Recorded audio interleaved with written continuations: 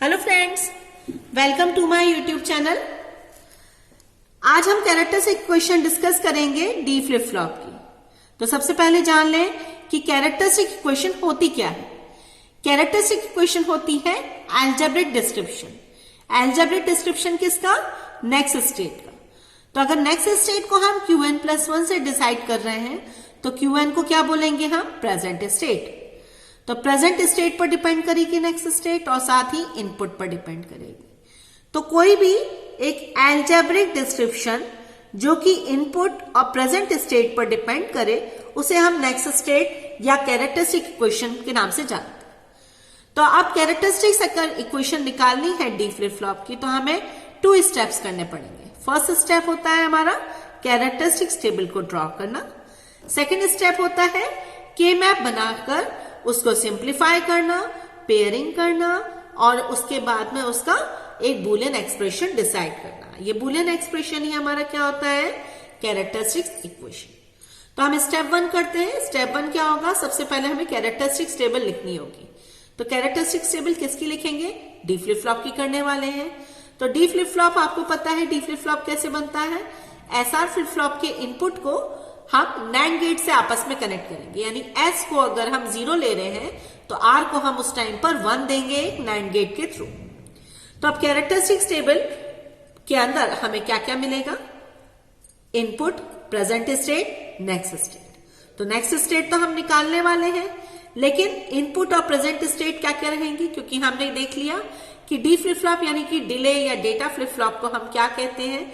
Input देते हैं। तो इनपुट अगर एक सिंगल इनपुट है तो या तो 0 होगा या फिर 1 होगा। 2 के कॉम्बिनेशन क्यों रखे हैं? क्योंकि प्रेजेंट स्टेट की वैल्यू या तो 0 हो सकती है या 1।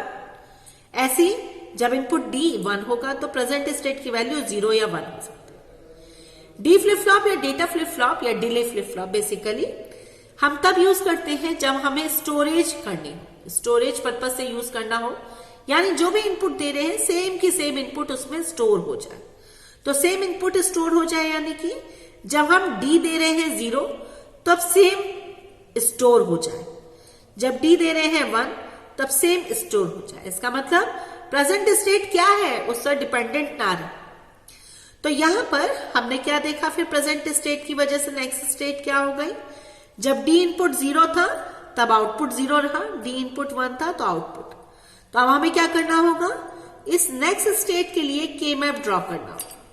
तो के मैप कैसे ड्रॉ करेंगे? पहले तो वेरिएबल डिसाइड करेंगे। कितने वेरिएबल होंगे? जो भी इनपुट साइड पे होंगे। तो ये आउटपुट है तो इनपुट साइड पे 2 वेरिएबल दिख रहे हैं, एक तो इनपुट डी से रिप्रेजेंट हो रहा है, दूसरा Qn से। तो सेकंड स्टेप कर रहे हैं हम, के मैप बना रहे हैं। तो हमने 2 वेरिएबल के मैप बनाया। 2 वेरिएबल में से पहला वेरिएबल डी है, दूसरा वेरिएबल Qn है जिसे प्रेजेंट स्टेट बोलते हैं। नेक्स्ट स्टेट के करस्पॉन्डिंग हमने आउटपुट्स को भरा है। तो आउटपुट जो फिलिंग करी है हमने देखा कितनी जगह 1 पे फिलिंग है? 2 टाइम्स फिलिंग 1। कब कब है? जब डी 1 है Qn 0 है, जब डी 1 है Qn 1 है। डी की वैल्यू 1 यहां पर है, उस टाइम पर Qn 0 और Qn 1 पर दोनों टाइम्स 1। तब यहां देखिए एक सिंगल पेयर बन रहा है। हम पेयरिंग सीख चुके हैं पहले ही। मेरे के मैप का एक यूट्यूब वीडियो है, वहां से आपको पेयरिंग, क्वाड, ऑक्टेट, सिंगल्स कैसे करते हैं या 5 वेरिएबल के मैप कैसे बनाते हैं वो जान सकते हैं। तब यहां देखिए यहां पर एक के मैप हमने बनाया तो एक पेयर बना है। पेयर के करस्पॉन्डिंग हम वैल्यू क्या लिखेंगे? डी।